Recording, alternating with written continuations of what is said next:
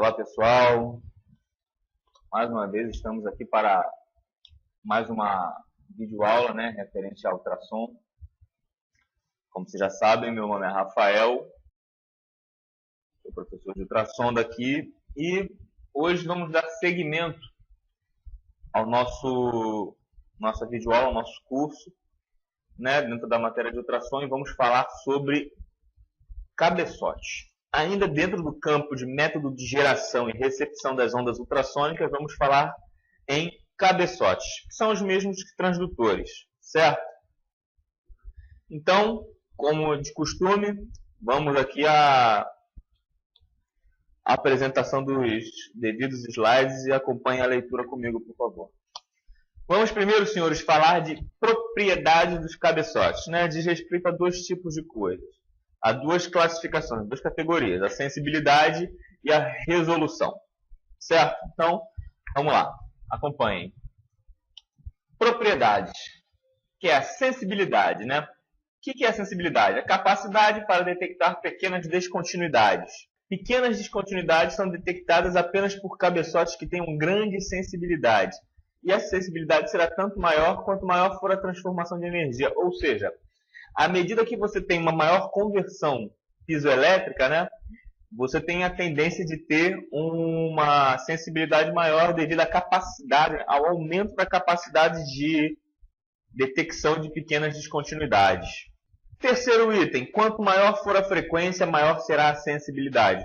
Com certeza, afinal de contas, quanto maior a frequência, é o mesmo que dizer o quê? Mais ciclos por segundo, maiores fenômenos por unidade de tempo. Ou seja, então se você tem uma onda com uma quantidade de frequência, eu disse frequência, senhores, não amplitude, uma frequência maior do que o normal, quanto for maior do que o aplicado anteriormente, você, à medida que você tem um aumento de frequência, você consequentemente tem uma sensibilidade maior também. Agora, sobre resolução. Primeiro item, capacidade que o cabeçote tem para detectar com precisão descontinuidades localizadas próximas uma das outras. Bom, senhores, o que acontece? Quando se tem uma descontinuidade próxima a outra, é muito difícil, dependendo do grau de resolução que seu cabeçote tenha, de detectar uma e outra separadamente, por conta do quê? Do retorno que você tem da onda. Você pode confundir dois ecos, dois picos provenientes de descontinuidades. Você pode confundir com uma conversão de modo, por exemplo, que, como a gente já pôde ver na outra aula, é o pico maior seguido de subpicos, por assim dizer, Então, senhores, um cabeçote com boa resolução é importante por isso, porque conversões de modo, elas não contam, Elas não contam para o nosso relatório, Não é considerado uma descontinuidade. Conversão de modo é conversão de modo. Nem sempre, lembrem-se, senhores, nem sempre a conversão de modo é devida ao quê? Ao encontro do feixe sônico com uma descontinuidade. Pode ser proveniente com um eco de fundo também. Então, para isso, senhores, entendam bem, resolução, capacidade que o cabeçote tem de detectar descontinuidades pequenas ou muito próximas uma da outra. Segundo tópico, quanto maior for o amortecimento do cabeçote, maior será o poder de resolução desse cabeçote. Ou seja, para a sensibilidade, quanto maior for o cabeçote, maior a transformação de energia. Quanto maior for a transformação de energia, maior a sensibilidade. Para a resolução já é o contrário, quanto maior for o amortecimento do cabeçote, ou seja, não tem a ver com a capacidade de transformação, não tem a ver com isso, tem a ver com a capacidade de quê? De amortecimento, de absorção de impacto mecânico. E quanto maior for essa absorção, melhor resolução ele vai ter. Por quê? Porque quanto menos vibração, entendam bem, quanto menor for a vibração sofrida pelo cristal piezoelétrico, a tendência dele produzir sinais elétricos é menor também. E se ele produz menos sinais elétricos, isso é bom, porque você vai ter menos sinais de picos na tela, o que vai ser mais fácil de você interpretar uma descontinuidade. Então, ao invés de você ter que interpretar 200 descontinuidades, você vai interpretar menos por conta dessa qualidade de absorção. Ok? Terceiro item. Quanto maior for a frequência, maior será a sua resolução. Bom, mais uma vez, a frequência aí, né? Provando que quanto maior ela for, né, à medida em que ela é maior e que ela aumenta, você consequentemente tem uma resolução boa, bem como a sensibilidade. Tudo bem?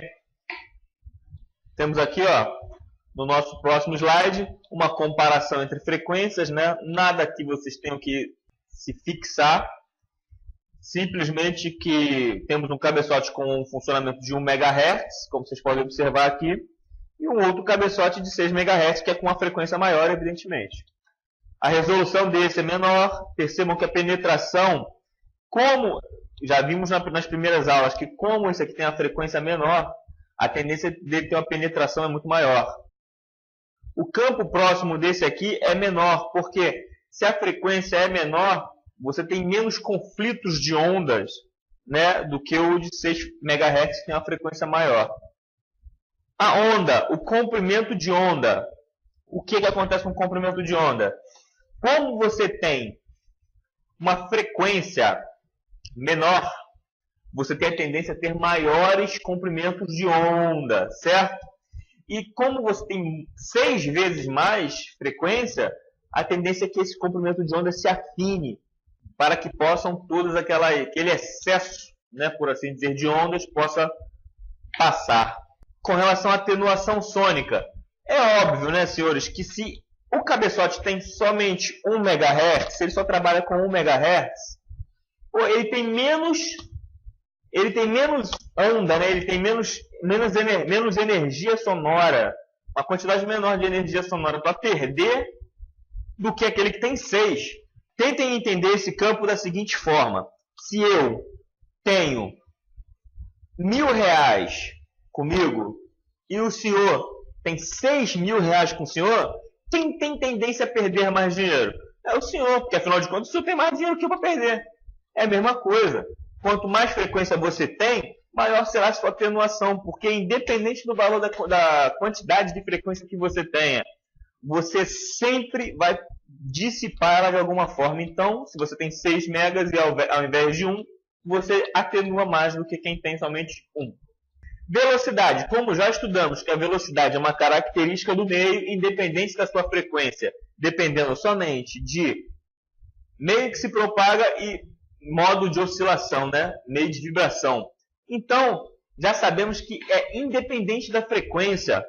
Se é independente da frequência, senhores, a velocidade de um cabeçote de 1 MHz é igual à velocidade de um cabeçote de 6, independente de qualquer frequência. Divergência. Bom, a divergência no cabeçote de 1 é maior do que o de 6. Por quê? Porque nós já sabemos que divergência é aquilo que, de uma forma resumida, é quando você tira o seu objeto em questão do foco do seu feixe sônico. O que acontece? Ele vai perdendo o quê? Energia, vai perdendo a capacidade sonora ao ponto de que você depois não consegue detectar mais esse ponto. Só se você voltar, né, com ele ao centro. Então, quando você tem... Voltamos aqui agora, vamos nos remeter aqui ao exemplo daquela lâmpada, né, que eu mostrei, daquela lanterna. Se você tem uma lanterna mais potente, mesmo que você tire, né, o objeto do foco, ele ainda vai continuar mais iluminado do que se você iluminasse o mesmo foco com uma lâmpada um pouco mais fraca. É a mesma coisa. Então, nesse caso aí, ele já é o oposto da atenuação sônica. Porque se você tem um cabeçote com uma frequência maior, a sua intensidade sonora é maior. Então, a sua divergência vai ser dada de um modo mais desacelerado em relação ao cabeçote de menor frequência, no caso, 1 MHz. Sensibilidade. Acabamos de ler, acabamos de estudar e sabemos que a sensibilidade do cabeçote depende diretamente de quem? Da sua frequência. É diretamente proporcional. Ou seja, à medida que a frequência é maior, a sua sensibilidade também é maior. Certo? Agora, espessura do cristal. Bom, seguinte, senhores. também estudamos que quanto maior for a espessura do cristal, menor será a sua frequência, numa proporção tal que o de 1 MHz possui espessura X. O de 6 MHz possui espessura X dividido por 6. É proporcional, senhores. Então, se você tem um cabeçote de menor frequência, você sabe que o cristal piezoelétrico que tem ali dentro é maior. Próximo. Agora, senhores, ainda no método de geração e recepção das ondas, vamos falar agora ainda sobre cabeçotes ou transdutores, porém, dessa vez, vamos falar do modelo, dos tipos, né, que existem de cabeçotes. Então, vamos lá. O primeiro cabeçote é o cabeçote normal ou reto. O que qualifica ele como um cabeçote normal ou reto? Simples. É de incidência normal, ou seja, a incidência normal se tem a 90 graus em relação à superfície, né? A onda incide perpendicular ao meio material. É monocristal, significa dizer que dentro dessa estrutura, desse cabeçote, ou transdutor, chamem como quiser, só possui um cristal e é de contato direto e não focalizado. Ou seja, para que a onda ultrassônica penetre ao material, é necessário que haja o contato direto entre a superfície do cristal com a superfície do material. Superfície do cristal não, retificando aqui a superfície do cabeçote. Melhor dizendo, para não confundirmos. Segundo tópico, é o tipo mais utilizado na inspeção ultrassônica industrial. Sim, é o mais utilizado na inspeção ultrassônica industrial, por quê? Porque ele é o cabeçote de maneira mais simples mesmo, por assim dizer. Não tem a propriedade de um cabeçote que nós vamos ver, que é o angular, não tem a complexidade que o cabeçote de duplo cristal. Porém, senhores, cabeçote normal não é tão importante quanto um cabeçote angular numa inspeção em um cordão de solda, por exemplo. Então, muita atenção, que não é porque ele é o mais utilizado na inspeção ultrassônica industrial, é que ele é o mais importante. Ele é o mais utilizado, por quê? Porque em qualquer ensaio, você utiliza ele. Você pode calibrar o seu aparelho utilizando o cabeçote normal, certo? A linearidade horizontal e vertical do seu aparelho você calibra com o cabeçote normal. Terceiro tópico. Emite ondas longitudinais que penetram na peça de maneira perpendicular, normal à superfície. Foi o que eu acabei de dizer, senhores. O som que é, o ultrassom no caso, né, que é transmitido por esse material, por esse cabeçote, na peça, ele se tem de que forma? Perpendicular à superfície do material, ou seja, se você tem o seu material aqui, o som ele vai penetrar de que forma? Desse sentido, formando um ângulo de 90 graus. Quarto tópico. O transdutor emite um impulso ultrassônico que atravessa o material a inspecionar e reflete nas interfaces, originando o que chamamos de ecos. Estes ecos retornam ao transdutor e geram mesmo o sinal elétrico correspondente. Descreveu aí o que eu venho falando para os senhores desde o início. Ultrassom é isso, senhores. A aplicação de onda ultrassônica no material, essa onda ultrassônica ela vai fazer o quê? Ela vai viajar nesse material, ela vai penetrar, vai percorrer o interior desse material, vai incidir no fundo ou numa descontinuidade e vai retornar com o mesmo ângulo, certo? Com o mesmo ângulo, porém com sentido oposto. Isso no cabeçote normal. E ao retornar para o cristal piezoelétrico contido no cabeçote, vai haver a reconversão da energia mecânica, que é a onda, né, sônica, em energia elétrica. E essa energia elétrica, por sua vez, vai ao aparelho e é indicada com um pico na tela. Bom, qual é a desvantagem desse aparelho, desse cabeçote? O impulso inicial sempre é mostrado na tela do aparelho, por isso descontinuidades próximas à superfície não são detectadas, justamente pelo campo próximo. É uma zona de interferência tão grande que você não tem a capacidade de leitura dessa possível descontinuidade. Certo? Essa é uma desvantagem. Temos aqui, olha só, um exemplo de um cabeçote. Esse que eu estou circulando aqui é um cabeçote normal, real. que vemos na indústria, no industrial, perceba como ele é. Aí aqui são as partes dele, ó. O conector, que é essa entrada aqui, que é onde nós conectamos o cabo coaxial, né, para que faça a transmissão de energia elétrica, para que seja convertida, bem como que saia daqui e vá de volta para o aparelho. Bom, o bloco amortecedor, que é o bloco de apoio, do seu cristal. Temos aqui o próprio cristal piezoelétrico, né, que é essa linha azul aqui, por assim dizer, que é o responsável pelas conversões piezoelétricas. Essa face protetora, senhores, é conhecida também como sapata acrílica, certo? Que é essa sapata aqui que nós vemos do lado de fora. Por essa razão que eu lhes disse que o que vemos, o que temos contato, o que tem contato com a peça, não é o cristal. É a sapata acrílica do cabeçote, ou face protetora, chama como quiser. E está vendo esse pequeno círculo dentro? Ele é o cristal piezoelétrico. Mas ele não tem contato com o lado de fora. Ok, senhores? Falaremos agora sobre os cabeçotes angulares. Cabeçotes angulares. Primeiro tópico.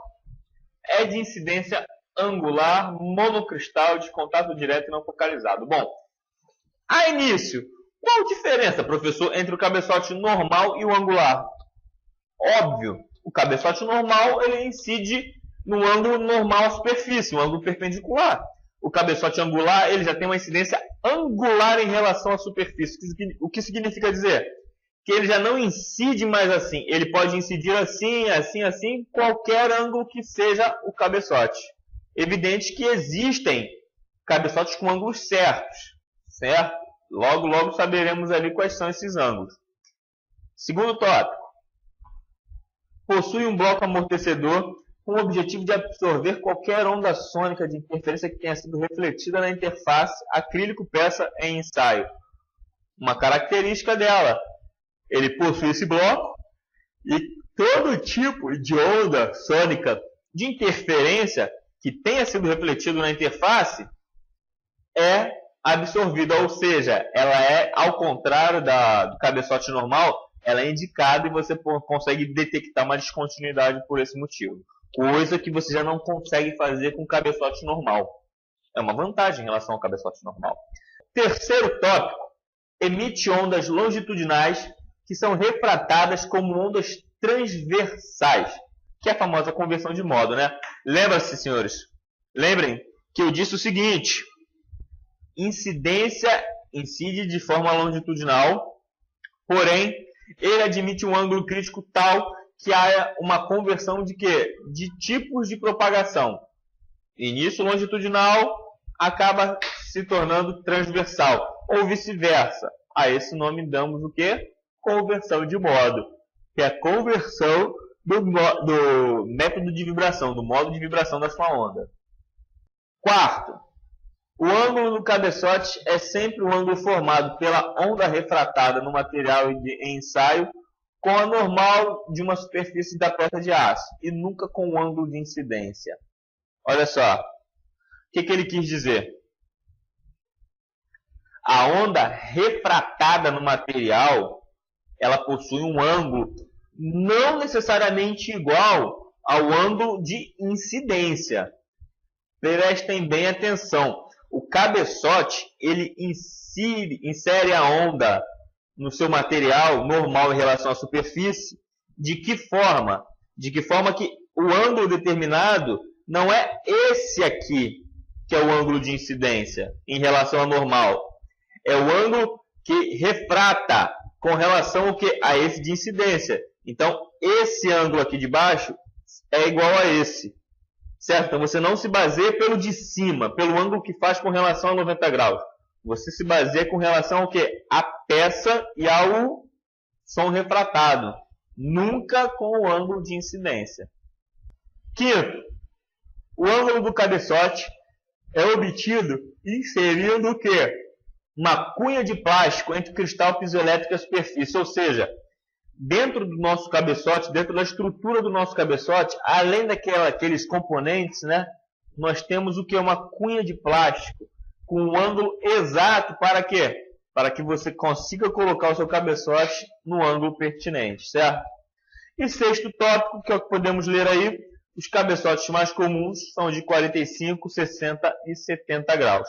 Existem alguns outros, como de 35, 55 graus. Só que os mais comuns são 45, 60 e 70. Devo ressaltar que à medida em que a espessura do seu material a ser ensaiado for menor, ou seja, se você tiver uma espessura mais fina, quanto mais fino for a sua espessura, maior será a necessidade de ter um cabeçote com um ângulo maior. Ou seja, 45 e 60 podem inspecionar chapas mais grossas, né, com uma espessura maior do que o de 70 graus. O de 70 graus é mais recomendado para chapas finas, né, mais finas do que o de 60 e 45. Temos aqui nosso exemplo fotográfico. Esse aqui, ó, é um modelo de cabeçote de 45 graus. Esse aqui já é um cabeçote de 70 graus. Né? Podemos ver pela indicação de 45 e a indicação de 70 graus. Percebam, senhores, que eles não são circulares. Percebam que eles são retangulares, certo? E em sua estrutura, senhores, possui a mesma coisa. Temos a carcaça, né, que é o corpo do material. Temos o conector, onde é adaptado o cabo coaxial. A nossa cunha de plástico, que foi colocada ali somente para quê?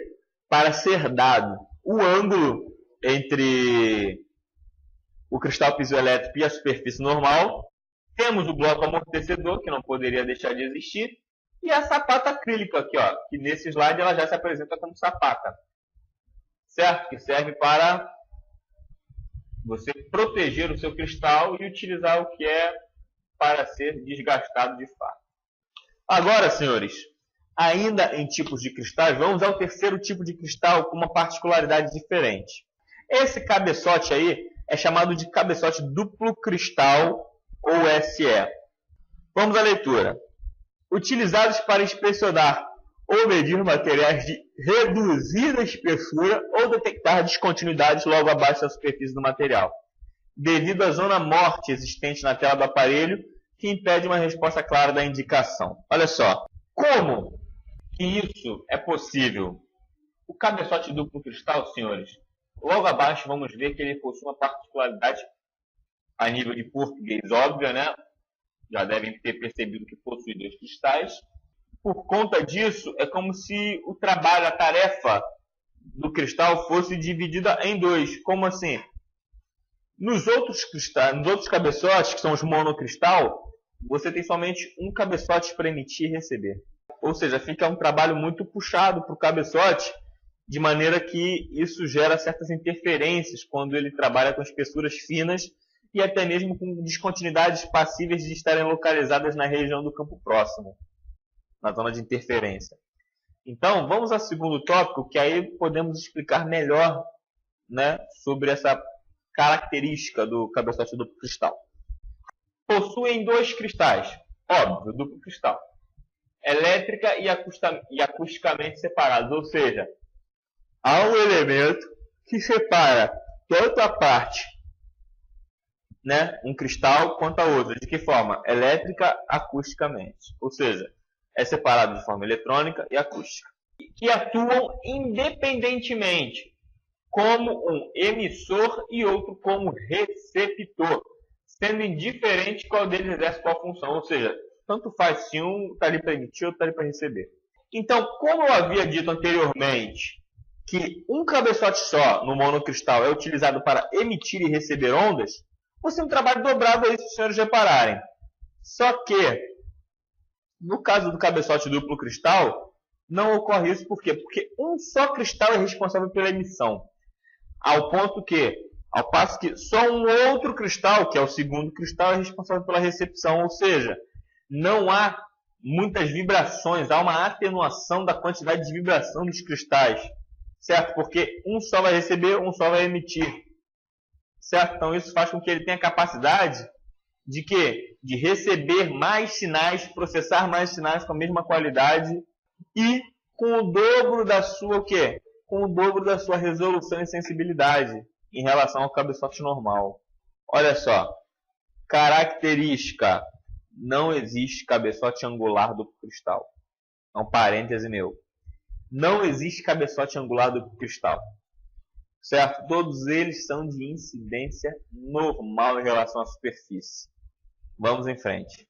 São também conhecidos como cabeçote SE. SE significa Sender Empfänger, ou seja, SE Sender Empfänger.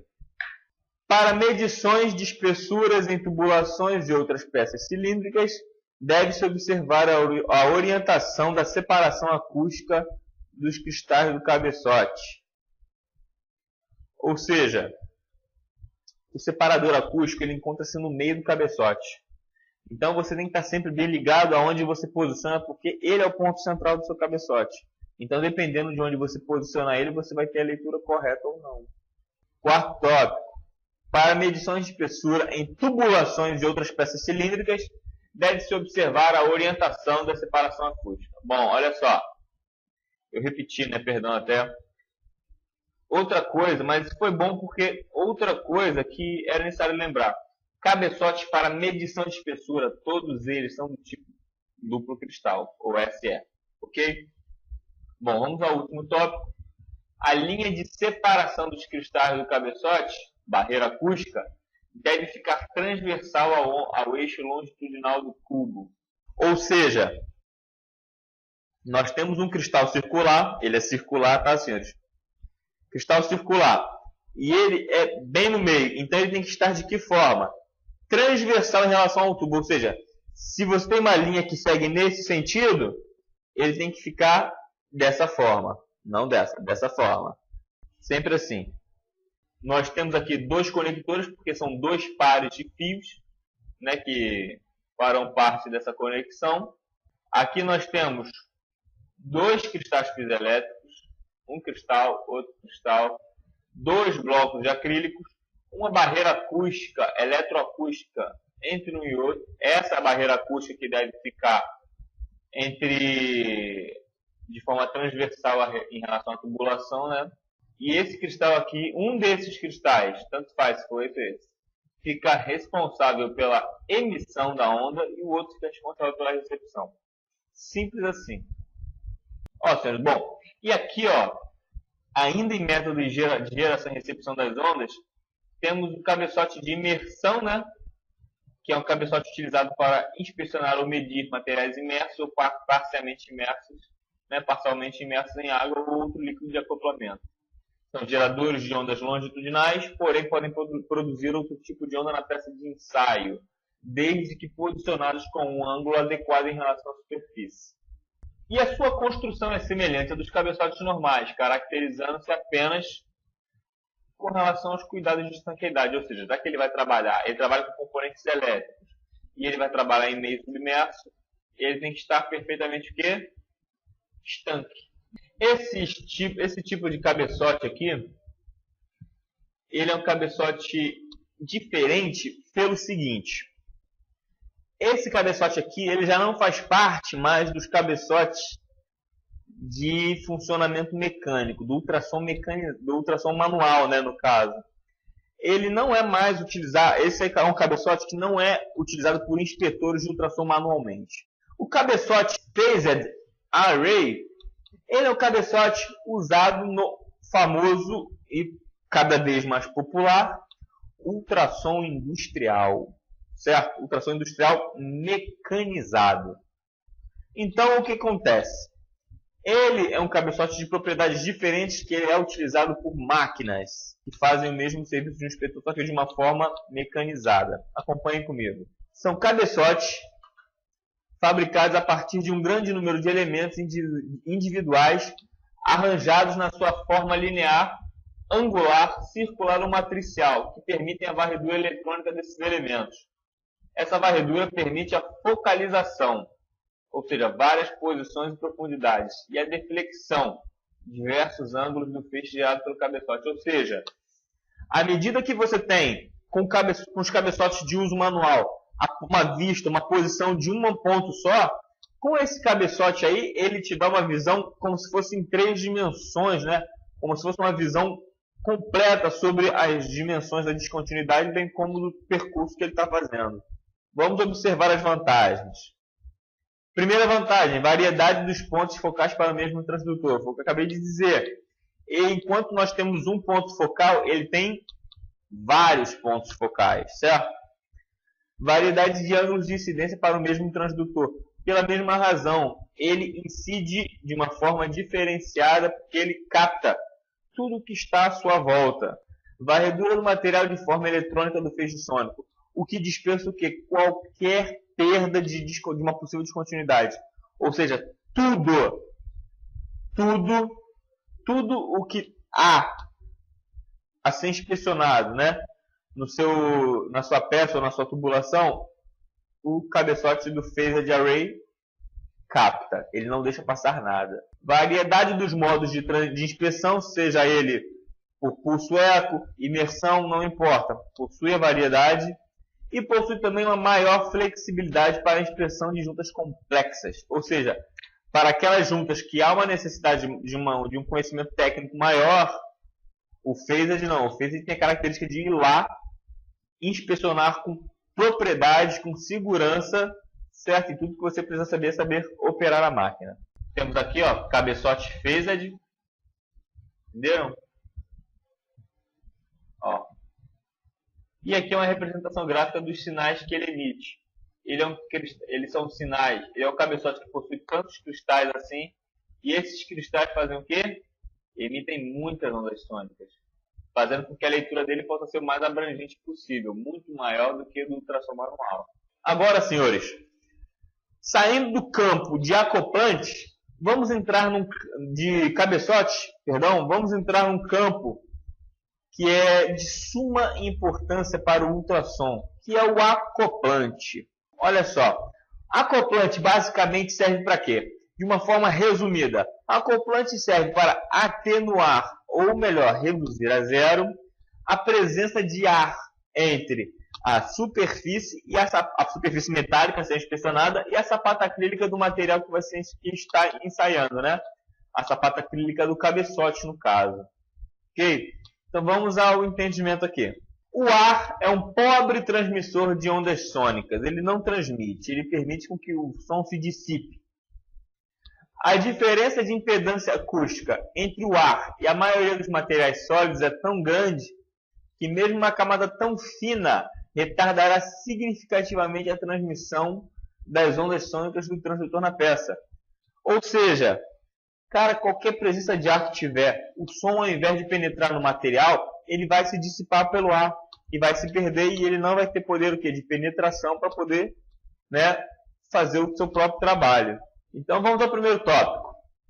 O acoplante deve formar um filme entre o cabeçote e a superfície da peça, ou seja, ele tem que ser colocado de forma que no momento em que encostamos o cabeçote, certo, na superfície com o acoplante, essa superfície ela não tenha presença de ar entre as mesmas. A interface tem que ser somente sapata acrílica e material a ser ensaiado, não pode haver ar. Segundo item, facilidade de remoção, a fim de não prejudicar outros ensaios ou tratamentos superficiais posteriores. Ou seja, é uma coisa que você coloca e é só você remover com papel.